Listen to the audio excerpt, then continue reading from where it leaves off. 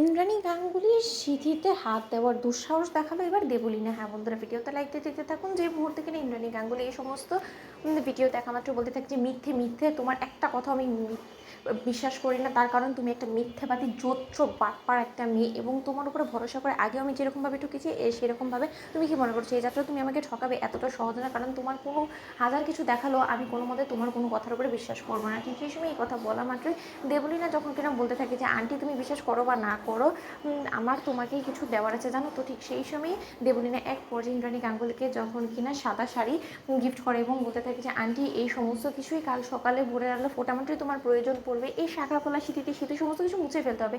আচ্ছা ঠিক আছে, আমি তোমার কাজটা আরও বেশি সহজ করে দিচ্ছি। ঠিক সেই সময় ইন্দ্রাণী গাঙ্গুলির কাছে যখন কিনা জল নিয়ে এসে এক পর্যায়ে দেবলীনা যখন ইন্দ্রাণী গাঙ্গুলির স্মৃতিতে জল ঢেলে দেয় এবং বলতে থাকে যে আন্টি তোমার যে স্মৃতির সিঁদুর মোছার সময় হয়ে গেছে, তাই সর্বপ্রথম শুরুটা আমিই করলাম, কারণ কাল গঙ্গার ঘাটে গিয়ে তো তোমাকে সমস্ত কিছু রীতিনীতি মানতেই হবে যদি তুমি আঙ্কেলের আত্মার শান্তি চাও। ঠিক সেই সময় এই কথা বলা মাত্রই এক পর্যায়ে দেবলীনাকে যখন কিনা সপাটে ইন্দ্রাণী গাঙ্গুলি ঠাটি একটা চর মারে এবং বলতে থাকে যে নির্লজ্জ বেহায়া মেয়ে কোথাকার, তুমি কি মনে করছো এই সমস্ত আজে বাজে কথা বলে তুমি আমাকে বিশ্বাসযোগ্য করে তুলতে পারবে? এই কথাগুলো তোমার যে তুমি বলছো যে রাজের এরকম একটা বড় ক্ষতি হয়ে গিয়েছে এবং রাজার পৃথিবীতে বেঁচে নেই, সেই সমস্ত কথা কোনো মতে আমি বিশ্বাস করি না, তার কারণ কিছুক্ষণ আগে আমার রাজের সঙ্গে কথা হয়েছে। ঠিক সেই সময় এই কথা বলা মাত্র দেবলীনা বলতে থাকে যে কিছুক্ষণ আগে তোমার কথা হয়েছে, এখন তো হয়নি, তাই না আন্টি?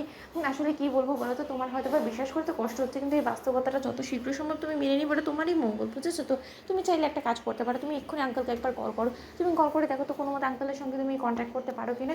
পারবে না, তার কারণ আমার ভাড়া করা গুন্ডাদেরকে আমি যে কথাটা বলেছি তারা অক্ষর অক্ষরে সেটা পালন করে আঙ্কেলকে পৃথিবী থেকে সরিয়ে দিয়েছে শ্যুট করে, এবং এই সমস্ত কিছু তুমি তো এখন রেকর্ডও করতে পারলে না, তাহলে তুমি পুলিশের কাছে গিয়ে কী বলবে বলো তো? আমার বিরুদ্ধে তো কোনো তথ্য প্রমাণও তোমার কাছে নেই যে কাজটা আমি করেছি, কারণ এখন তো সরাসরি লাইন তোমার সামনে দাঁড়িয়েছি, তাই না? চাও তুমি বরঞ্চ একটু কল করো। ঠিক সেই সময় ইন্দ্রাণী গাঙ্গুলি রাজশেখর গাঙ্গুলিকে কল করা সত্ত্বেও কোনো মতে ইন্দ্রাণী গাঙ্গুলি যখন রাজশেখর গাঙ্গুলিকে ফোনে না পায়, এক পর্যায়ে ইন্দ্রাণী গাঙ্গুলি বলতে থাকে যে দেবলীনা তুমি যদি সত্যি এই কাজটা করে থাকো তাহলে আমার থেকে খারাপ কেউ হবে না, তোমার হাতে হাত করে পড়িয়ে তোমাকে আমি নিজের হাতে রীতিমতো খুন করবো, তুমি আমার স্বামীকে যদি আমার কাছ থেকে কেড়ে নেওয়ার কোনো রকম কোনো চেষ্টা করো। ঠিক সেই সময় দেবলীনা বলতে থাকে যে চেষ্টা কি বলছে, আমি তো ইতিমধ্যে সমস্ত কাজ সম্পূর্ণ করে ফেলেছি এবং তোমার স্বামীকে পরবারে আমি বাড়ি জমাতে একটু সাহায্যও করে ফেলেছি, আর এখানে তুমি কেন এই সমস্ত কিছু বলছো? আন্টি তোমার শীতের শুধু সম্পূর্ণরূপে মুছে গেছে, এবার বাদ বাকি যতটুকু আছে সেটাও মুছে ফেলো, নয়তো বা লোকে দেখলে হাসাহাসি করবে যে স্বামী হারিয়ে তাও এই মহিলার কোনো কাজ নেই, শীতেতে সিঁদুর পরে এত গয়নাগাটি সমস্ত কিছু পরে ঘোরাফেরা করছে। ঠিক সেই সময়